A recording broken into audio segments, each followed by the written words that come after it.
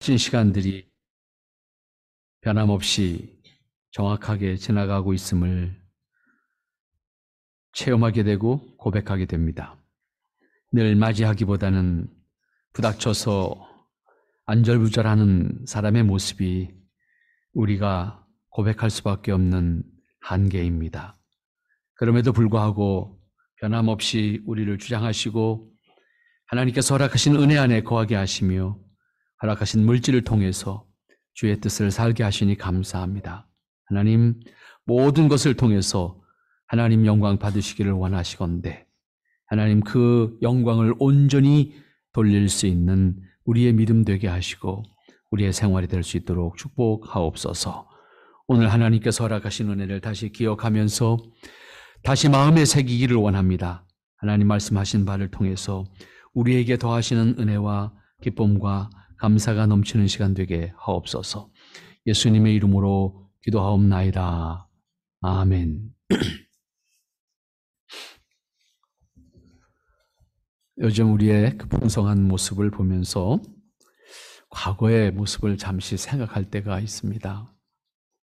과거에 우리 부모님들, 우리 손조들은 왜 집 주변에 널린 것이 땅인데 그 집 주변에 대추나무 하나 심어놨으면 가을에 대추라도 하나 따먹을 수 있었을 텐데 밭 주변에 감나무라도 하나 꽂아놓으면 나중에 감이라도 하나 따먹을 수 있었을 텐데 뭐 그런 생각을 해볼 때가 있습니다. 왜? 가난했던 시절에 우리는 사계절 과일이라는 것을 구경을 해본 적이 없이 자랄 수밖에 없었습니다. 그러다 보니 오늘날 풍성한 과일들을 보면서 느끼게 되는 것이 그런 겁니다. 우리 선조들은 왜 그렇게 마음의 여유가 없었을까? 그냥 손 많이 안 가는 나무 몇 개 그냥 꽂아놨으면 그냥 저절로 크고 애들이 알아서 따먹을 건데 왜 그거를 못했을까? 그런 생각을 하게 돼요. 처음에는 그것이 답답할 만큼 이해가 안 됐어요, 사실은. 왜 그랬을까?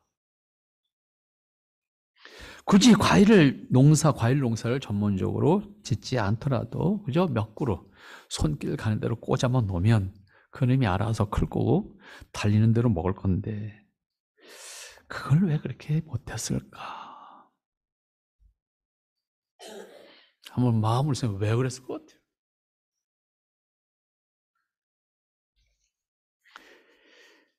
결국 주식인 쌀이 해결되지 않는 상태에서 과일을 기르거나 먹는 것은 상상을 못했던 거예요. 그걸 나중에 깨닫게 되니까 얼마나 절박했었을까. 그 부모들이 입에 뭔가를 넣어줘야 되는데 넣어줄 수 있는 건 없고 그 넣어줄 수 있는 것만을 바라보고 있으니 그런 여유가, 땅이 똑같이 그대로 있는 땅이지 땅이 늘어났다 줄었다 한 거 아니잖아요. 그렇지만 거기에 나무 한 개 꽂을 수 있는 마음의 여유가 없었다는 절박함, 한번 우리가 생각해 볼 필요가 있지 않나, 그런 생각을 하게 됩니다. 그 나무 하나 꽂을 수 있는 마음의 여유가 없었던 만큼 우리는 절박했습니다. 그만큼 쌀이 절박했고 쌀은 모든 가치의 전부였습니다. 지금 쌀이 1000대를 받는 시대가 됐어요. 실제로 과거에는 쌀이 금과 같은 그런 기준으로 가치 기준으로 사용되어졌었습니다. 취직을 해서 월급을 얼마 받냐고 묻지 않았습니다. 쌀 얼만큼, 이게 기준이었다고요. 그 사람의 받는 월급 수준이 쌀로 환산해서 우리가 이해했습니다. 예를 들어서 1960년대 후반기 초등학교 선생님이 쌀 한 가마 반을 받았습니다. 요즘 쌀 한 가마 반 가지고 월급 받고 한 달 일하려면 일할 사람이 있습니까? 그렇게 절박했어요. 그래서 우리 담임 선생님은 선생님을 관뒀어. 못 먹고 살겠다. 그래서 사진관을 차렸어. 나중에 그래도 나는 선생이 천직인데, 그래서 선생님 다시 복직했어. 그리고서는 저 백야도라는 덕적도 밑에 조그마한 섬에 가서 말년에 혼자 그 분교를 맡아서 은퇴할 때까지 자원해서 있다가 은퇴를 하시고 제가 사는 아파트 앞에 와서 사시다가 얼마 전에 돌아가셨습니다. 술을 너무 좋아하셔서 끝내는 술로 돌아가셨습니다. 그렇게 절박했었어요, 사실은. 그런 말씀을, 그런 상황을 우리가 생각하면서 오늘 본문의 말씀을 보면 우리가 은혜로 고백할 수 있는 것이 뭘까 하는 생각을 해보게 됩니다. 여러분 9절 말씀을 한번 보세요. 땅을 권고하사 물을 대어 심히 윤택케 하시며 하나님의 강에 물이 가득하게 하시고 이같이 땅을 예비하신 후에 저희에게 곡식을 주셨습니다. 시편 기자가 이렇게 노래합니다. 여러분, 팔레스타인이라고 하는 곳은 요즘에 전쟁을 통해서 여러분들이 자주 접하잖아요. 풀 한 포기, 나무 한 그루가 자랄 수 없는 정말 그냥 단순한 사막이 아니에요. 돌짝밭 사막이라고요. 그 상황에서 노래하는 이 상황을 한번 살펴보세요. 이 표현이 과연 어떤 표현일까? 하나님이 사람을 지으시고 로봇처럼 행동하게 하셨다고 하면 어땠을까요? 이런 노래는 나올 수가 없지요. 이런 찬양은 결코 할 수가 없지요. 하나님은 사람에게만 하나님의 형상을 주심으로 하나님처럼 스스로 생각하고 기뻐할 수 있는 능력과 기뻐함으로 하나님을 찬양할 수 있는 은혜를 주셨습니다. 사람은 스스로 생각함으로 행동할 수 있도록 하셨고 자신이 기뻐하는 것들을 찾거나 만들 수 있는 능력까지도 주셨습니다. 그러나 그 궁극적인 목적은 하나님을 노래하는 데 있습니다. 그 중에 사람에게 주신 중요한 요소가 먹는 겁니다. 먹는 것을 기뻐할 수 있게 하셨습니다. 단순히 생존 본능을 위해서 채우는 개념이 아니라 먹는 기쁨을 주셨다는 겁니다. 동시에 그 기쁨을 나눌 수 있는 은혜도 우리에게 주셨다는 겁니다. 뿐만 아닙니다. 먹는 것을 만드는 기쁨도 주셨습니다. 어떤 동물의 세계도 불가능한 은혜를 우리에게 주신 겁니다. 그러니까 먹는 것을 만드는 것도 기쁨이고 먹는 자체도 기쁨이고 먹는 것을 나누는 것도 기쁨인 거예요. 이 기쁨을 빼면 우리 인생 속에서 기쁨이 3분의 1로 줍니다. 어쩌면 아무런 의식도 없이 우리는 기뻐할 수 있는 것이 사실은 먹는 겁니다.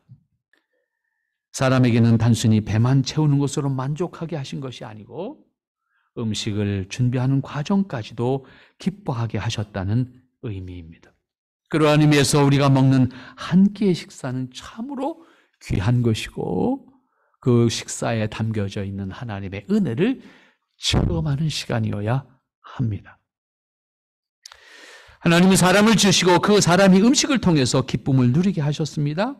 그러한 의미에서 음식은 사람이 누릴 수 있는 가장 기본적이고 가장 본능적인 기쁨이기도 합니다. 그 기쁨을 위해서 음식을 찾고 만드는 일을 하는데 그 과정에서 사람에게는 창조하는 기쁨을 또 그것을 나누는 기쁨도 허락하셨습니다.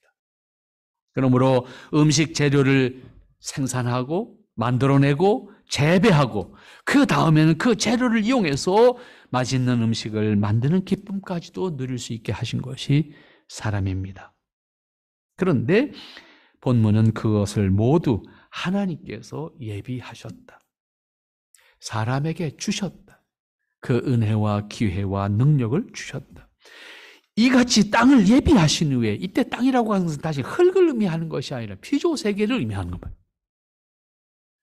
사람이 음식을 먹기 위해서 재료를 얻어야 하는데 이 모든 것을 하나님께서 허락하신 땅을 통해서 얻게 하셨다. 이 말씀은 결국 사람이 필요한 음식을 땅에서 구해야 함을 가르쳐주고 있습니다. 음식의 재료가 될 수 있는 것은 모두 땅에서부터 구할 수 있게 하셨습니다. 아무리 과학기술이 발달했다 해도 먹는 것엔 변함이 없습니다. 다른 것으로 대체할 수 있는 방법이 없습니다. 대체할 수 있다고 하면 사람은 뭘 잃어버리는 거예요? 만드는 기쁨도, 먹는 기쁨도, 나누는 기쁨도 다 잊어버리는 겁니다. 때문에 대체 불가합니다. 우리가 아주 힘들 때는 안 먹고 살 수 있으면 얼마나 좋을까? 이런 생각을 하지요. 안 먹는 것만큼 불행입니다. 이걸 포기할 수가 없습니다.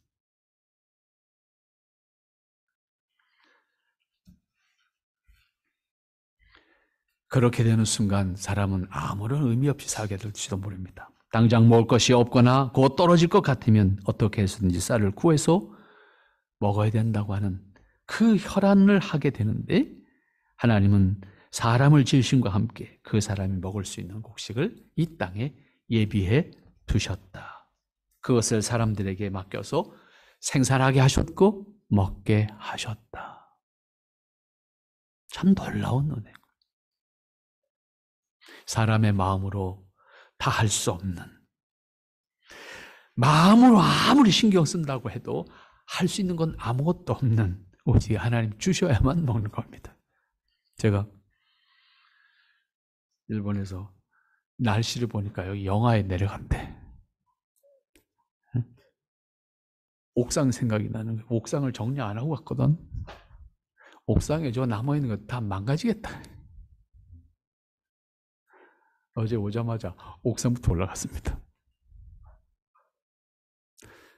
참 감사했지요. 내 먹을 것을 그대로 남겨두셨더라고. 근데 걔네들을 쓰다듬으면서 잘 견뎠다 얘기했습니다.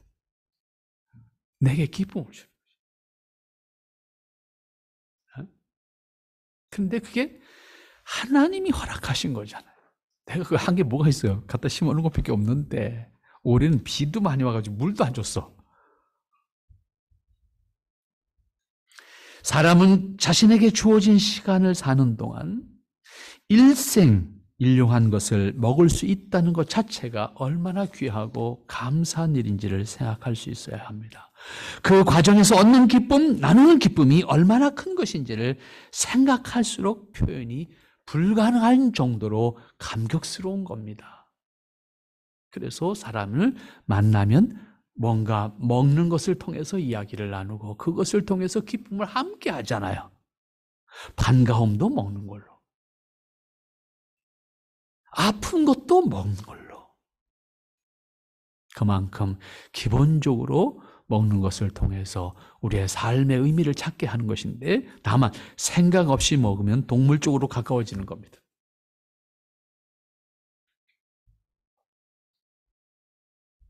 동시에 아담 이후에 그것을 얻기 위해서는 이마에 땀을 흘려야 한다는 것과 함께 땀을 흘린 만큼 얻을 수 있는 보장이 우리에게 보장이 되어 있지 않다는 사실에 우리는 또한 수고를 더하지 않을 수 없어요. 소위 천재지변이라고 하는 거지요. 우리가 이렇게 하면 이렇게 결과가 나오면 좋겠는데 안 나올 때도 있다 그 말입니다. 때문에 사람은 일생 동안 먹는 것을 얻기 위해서 고통을 당할 수도 있다는 것입니다. 우리나라 5,000년 역사 가운데에서 우리가 살고 있는 지금만큼 풍요로운 역사 없었습니다. 지금만큼 맛집을 찾아다닐 수 있는 그러한 시대는 5,000년 역사 가운데 없었습니다. 그럼에도 불구하고 우리는 행복하지 않다고 말합니다. 감사하지 못하다고 말합니다. 있을 수 없는 일이에요. 그것은 아담 이후에 인간이 경험하는 아픔이고 고통입니다. 그럼에도 먹는 것은 사람의 역사와 함께 예비해 주신 특별한 복이라고 하는 것을 분명히 기억해야 합니다. 최근에 K컬처라고 하는 이 대유행을 통해서 먹는 것까지 난리가 치잖아요. 전 세계가 한국 먹거리를 지금 홀릭하고 있죠. 그만큼 그동안 우리가 생존을 위해서 투쟁하면서 만들어냈던 음식물들이 세계를 지배할 수 있는 음식으로 인식되기 시작한 거죠. 왜? 건강식이거든요. 한국 음식만큼 건강식이 없습니다. 그런 의미에서 여러분의 일상이 감사가 있어야 될 줄로 믿습니다. 그 다음 10절 말씀을 여러분들이 한번 보십시오. 주께서 밭고랑에 물을 넉넉히 대사 그 이랑을 평평하게 하시며 또 단비로 부드럽게 하시고 그 싹에 복 주시나이다. 그러한 의미에서 먹는 것을 터부시하거나 죄로 생각해서는 안 된다라고 하는 것도 여러분들 마음 가운데 가지고 있어야 됩니다. 금욕주의 신앙을 형성하게 되면 혹 그렇게 될 수가 있어요. 물론 요즘에 여러 가지 음식물에 대한 선택권이 자유롭게 있기 때문에 말할 수 있는 사람들이 있지만 어쨌든 신앙적인 측면에서는 그렇습니다. 이는 매우 주의해야 되는 신앙의 요소이기도 합니다. 하나님께서는 먹는 것을 통해서 기쁨과 함께 건강을 유지하게 하시고 나아가서는 먹는 것을 얻기 위해서 일하게 하심으로 사람이 창조적인 능력을 발휘해서 노동하게 하셨습니다. 그런 의미에서 노동 자체가 불행하거나 노동 자체가 악한 것이 결코 아닙니다. 노동은 선한 것이고 정당한 것입니다. 사람이기 때문에 일하는 기쁨과 함께 자신의 수고를 통해서 새로운 것을 창조해 나가는, 그리고 자신의 수고를 통해서 하나님의 은혜를 체험하는, 그리고 그것을 나누고 누린 데까지 허락하신 것이 하나님입니다. 다시 말하면 먹는 것만이 기쁨이 아니고 그것을 만드는 사람의 만드는 기쁨도 있게 하셨다는 것입니다. 이렇게 사람이 먹는 것을 준비하고 그것을 먹고 또한 이웃과 함께 나누는 것은 기쁨을 더하게 하는 관계를 허락하셨던 것입니다. 아담 이후에 사람은 분명히 자신의 먹거리를 얻기 위해서 노동을 해야 합니다. 그러나 그 수고의 열매를 얻기까지는 사람의 노동만으로 되지 않는다고 하는 것을 체험하게 됩니다. 식물을 얻을 수 있는 땅을 예비해 주신 하나님은 그 땅에서 자라는 작물들을 섭리하심으로 일용한 양식을 얻게 하셨습니다. 오늘 시편 기자가 노래합니다. 밭고랑에 물을 넉넉히 대셔시고 그 이랑을 평평하게 하시고, 이런 노래를 합니다. 물은 생명이라고 표현할 수 있을 만큼 직결되는, 생명과 직결되는 중요한 물질입니다. 하나님께서 땅에서 사람이 필요한 식물을 얻도록 하기 위해서 물을 공급해 주신다는 노래입니다. 우리로서는 다가오지 않아요. 그러나 사막에서 이 노래를 했다고 하면 어떻게 되겠습니까? 이 글이 쓰여지는, 이 시가 쓰여지는 배경을 생각하면 이 말이 얼마나 그들에게 있는 생명수와 같은 표현인가를 생각할 수가 있어야 합니다. 물이 없으면 농사를 지을 수 없고 결과적으로 먹을 수 있는 곡식을 얻을 수 없습니다. 농부가 씨를 뿌리고 잘 가꿀지라도 하나님께서 물을 주시지 않는다고 하면 아무것도 얻을 수가 없습니다. 저는 1967년도 가뭄을 우리나라 기록상에 남아있는 가뭄 가운데 최악의 가뭄이 1967년도 가뭄입니다. 그 당시에 논에 모를 낼 수가 없었습니다. 물이 없으니까. 그래 어느 비가 쪼록 오면 초등학생부터 시작해서 모든 학생이 모내기에 동원됩니다.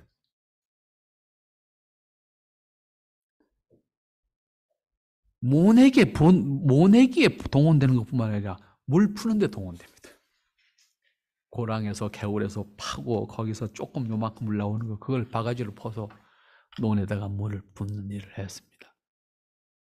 학생 애들이 신났죠. 공부하러 가서 다 나가서 열심히 물 푸고 노는 거지 뭐 그거. 그래도 지금 같으면 상상도 안 되는 일이죠. 어디 애들이 지금 학교 갔다가 공부는 안 하고 모내러 가고 물 풀어 간다 그러면 난리 나죠. 그러나 그때 그렇게 할 수밖에 없었습니다. 왜? 다 말라 죽는데 뭐. 논에 벼를 못 심으면 모를 못 심으면 가을에 먹을 게 아무것도 없는데 아무도 거부할 수 없었습니다. 생존을 위해서는 무엇보다도 식량을 확보하는 것이 절대적으로 중요했었기 때문에 학생들을 동원해서 물을 푸게 하고, 모를 못 심으니까 모짜리에서 뭐가 이렇게 컸다고요. 이걸 그냥 심을 수가 없잖아요. 그러니까 그걸 낫으로 반쯤 잘라내고 심었다고. 뭐를 낼 수 있는 기간을 다 지나갔기 때문에. 그러니 그렇게 느끼시면 뭐가 나중에 얼마나 결실이 또 있겠어요. 그리고 그 넓은 논에 물을 댈 수 없으니까 물 바가지로 갖고서 못 심은 데다가 한 모금씩 이렇게 나눠줬다고. 얼마나 절망했으면. 이렇게 사람은 필요한 식량을 얻기 위해서 농사를 짓는 과정에서 하나님의 은혜를 사모하게 됩니다.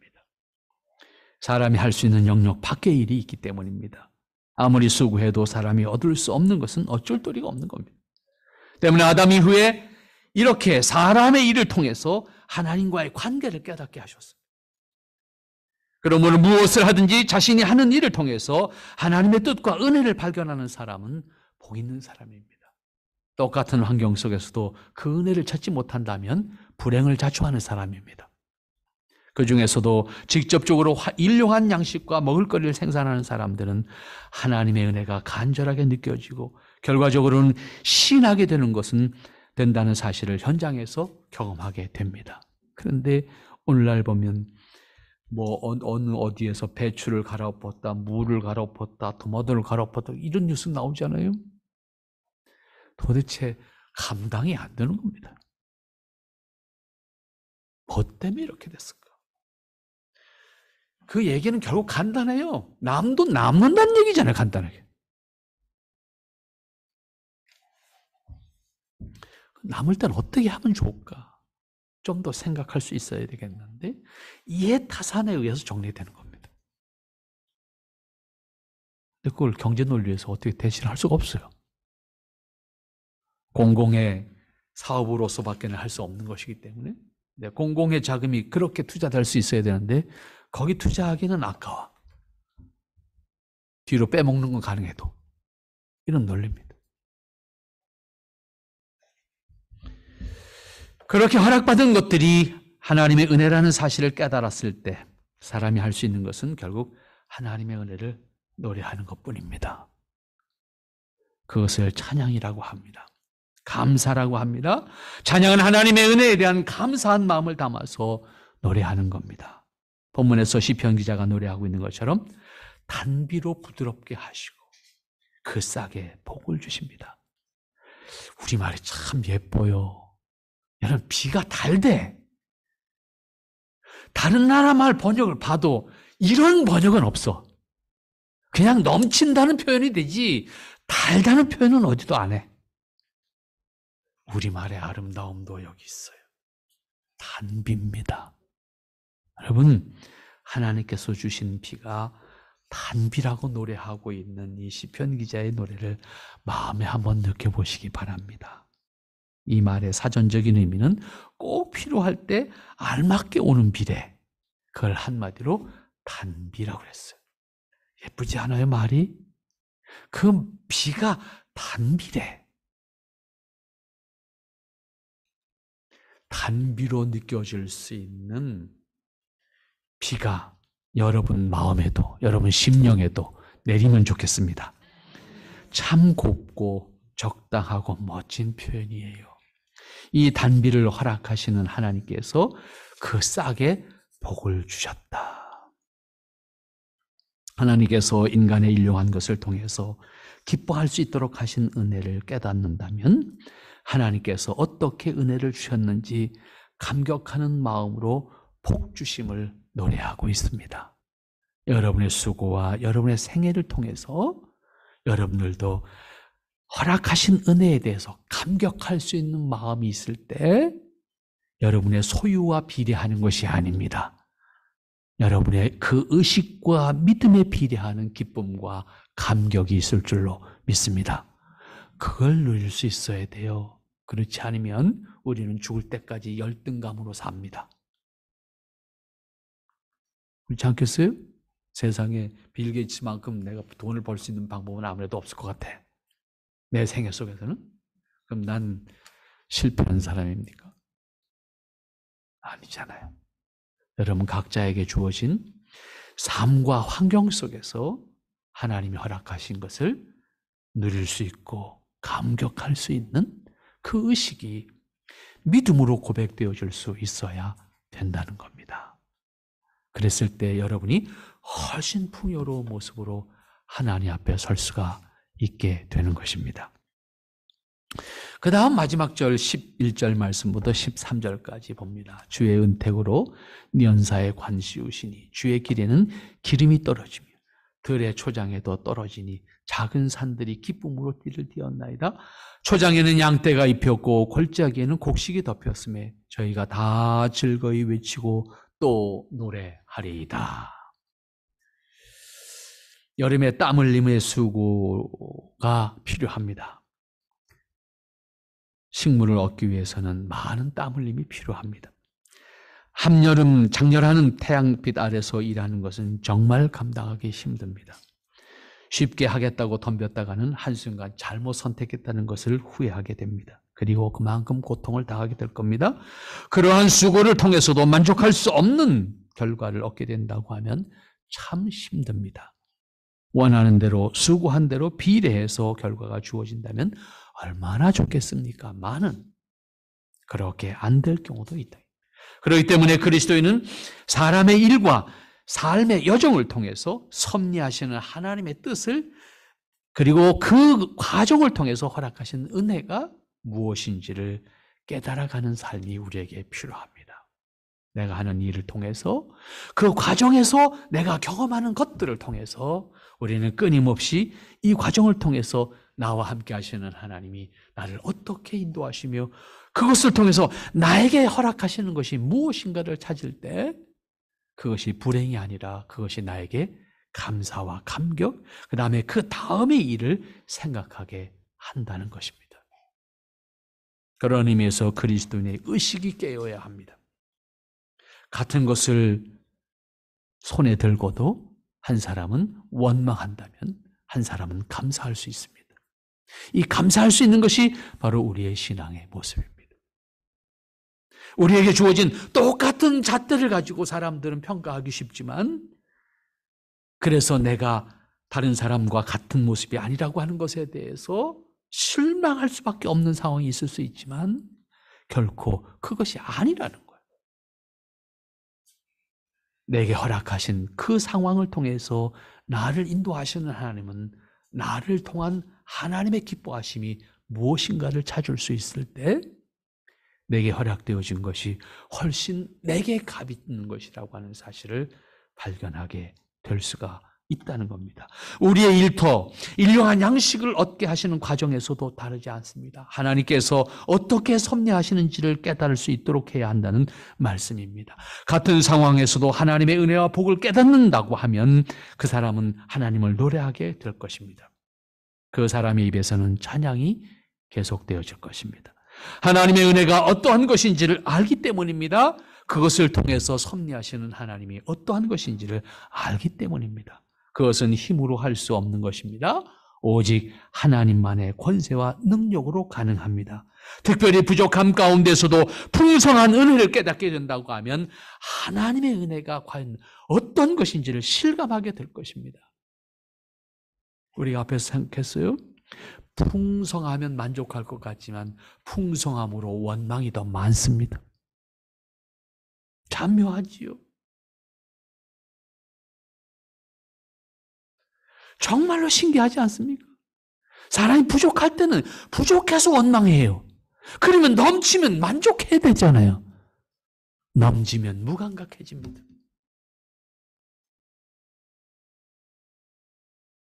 저는 일본에 요즘엔 자주 안 가서 물론 봄에 제가 이번 금년에 봄이 아니라 9월 달에 답사를 갔다 왔습니다만 세상에 보니까 제가 마지막 갔다 온 게 19년도인가 갔다 온 거 세미나 때문에 갔다 온 것이 마지막이었던 것 같아요.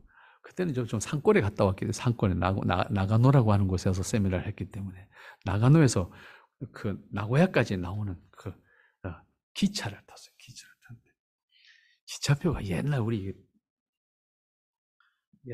기차표 있잖아요. 이렇게 네모나게 조그마해. 그 걔들 지금도 그거 씁니다. 그래서 내가 하도 신기해서 그냥 사진 찍어서 한번 보냈던 적이 있어요. 근데 요번에 가서 수요일날 저녁 때 교회를 가려고 교회 전철 타고 가죠. 전철표 가지고 곧 딱집니다. 어?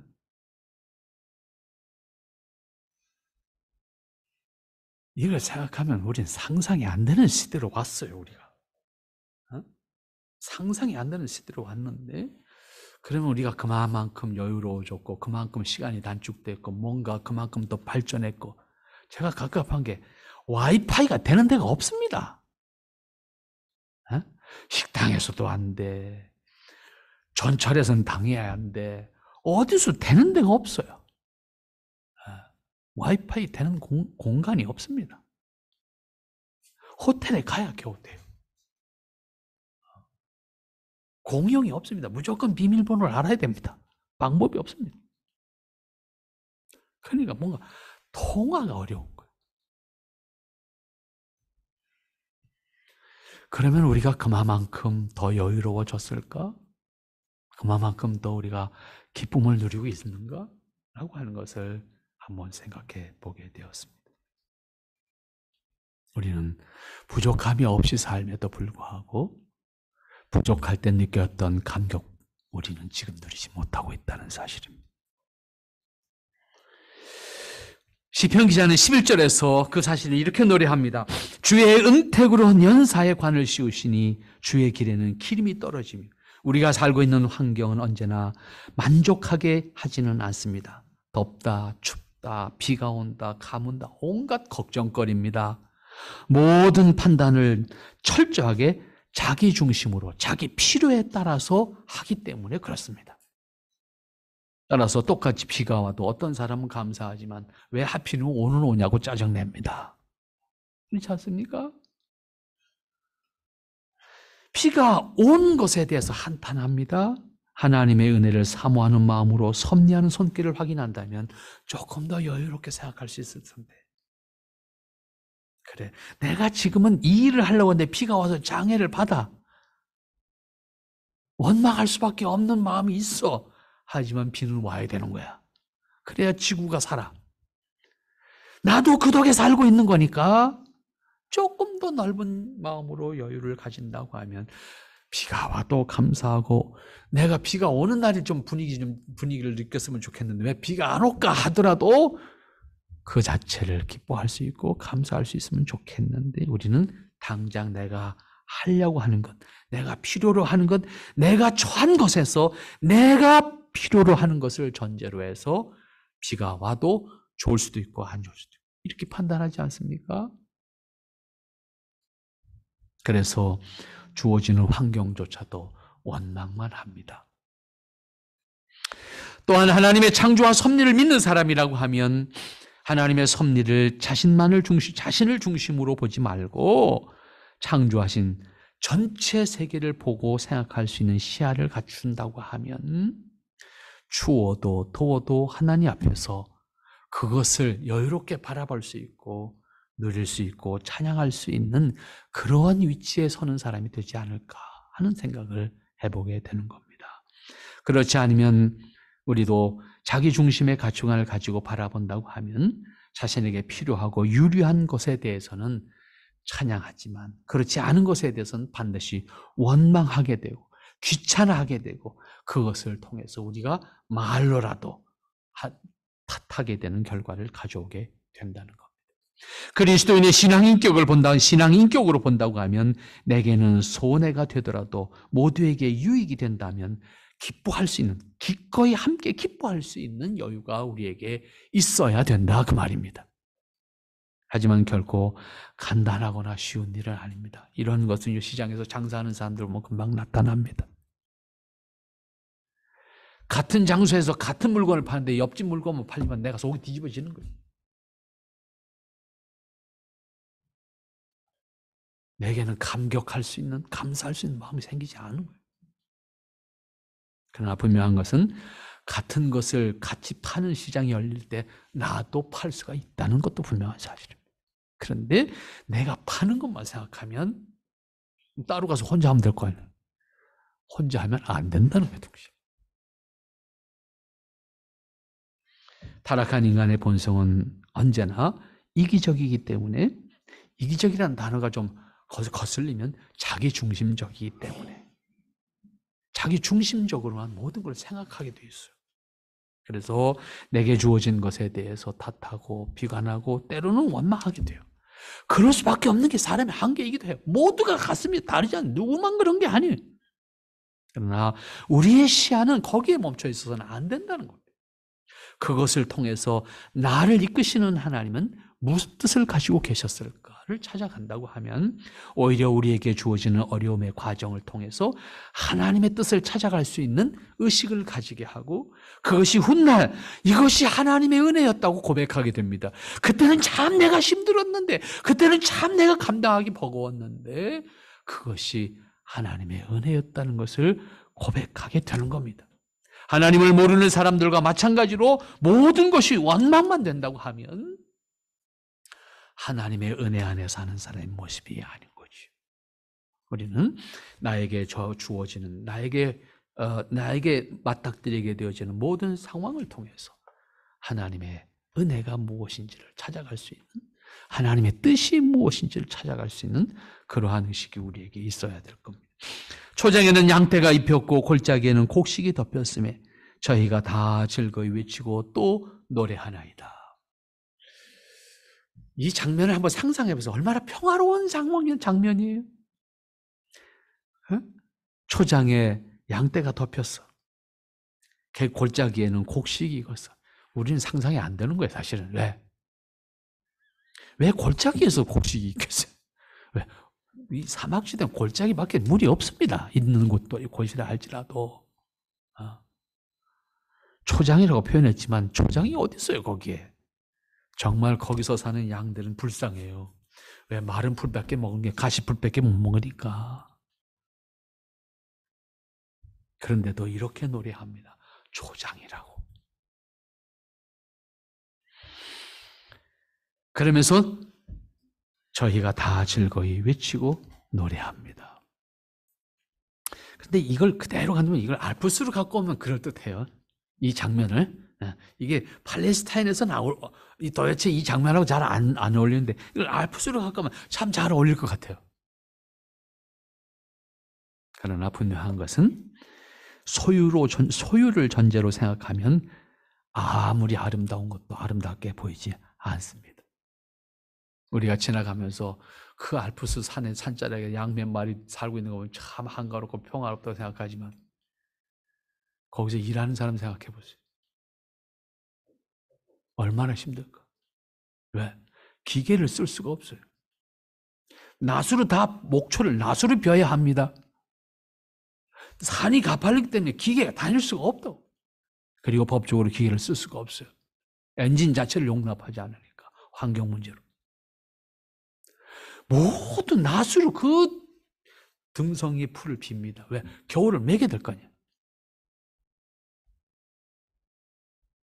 여러분이 그 목장을 한다면 나 그만두고 때려치고 금방 다 도망갈 겁니다. 그러나 지나가는 사람은 아름답다고 노래합니다. 왜? 내 거가 아니니까. 사람 마음 그래요.